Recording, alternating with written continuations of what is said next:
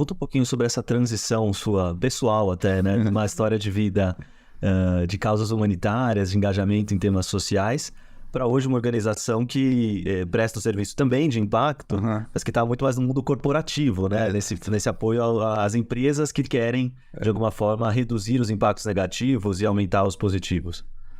Bom, é uma longa história, vou tentar fazer um pouco curta, mas assim, eu acho que eu sempre fui uma tentativa de empreendedor, que eu não sabia que era, né? E fui me descobrindo nesse aspecto. Eu acho que depois desse primeiro momento, onde eu tive vários anos indo para vários locais do mundo e olhando como é que isso se dava, eu também comecei a ganhar mais responsabilidade. E com essa responsabilidade você começa a entender a dimensão do impacto sobre os investimentos.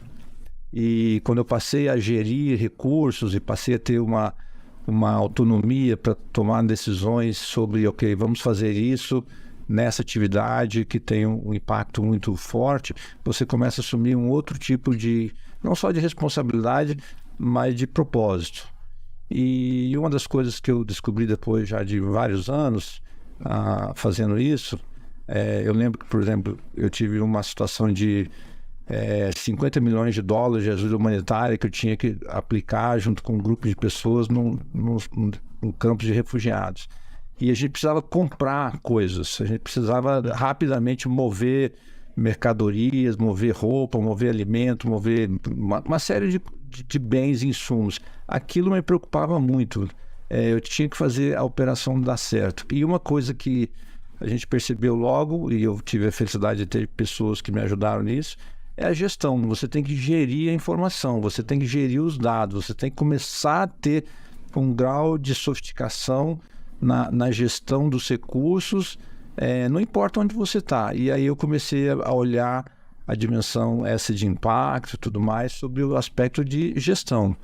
Então já foram outros, né? Não é mais a coisa assistencialista, imediatista. Assim, eu tenho que gerir primeiro, eu tenho que ter essa capacidade de gerir e aplicar os recursos de forma certa. E foi aí a primeira vez que eu percebi essa ideia da gestão do impacto sobre os investimentos. Depois disso, então, eu já comecei a trabalhar em projetos maiores, né?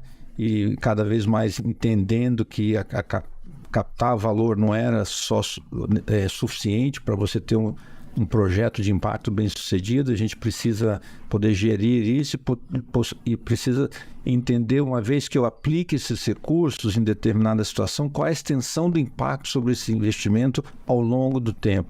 O que aquilo altera a realidade das pessoas ou do contexto social e tal. Então eu passei a sair do campo, vamos dizer assim, e fui trabalhar dentro dos escritórios, dos ambientes de tomada de decisão. Tudo no seu devido tempo. Sim. Até que quando eu voltei para o Brasil, eu, né, já, digamos assim, tocado por tudo isso, eu sabia que em algum momento eu tinha que continuar a perseguir isso. E aí eu cheguei bem mais próximo do mundo do investimento, né, real, do investimento de risco, do investimento de impacto social, e aí a transição foi se dando naturalmente.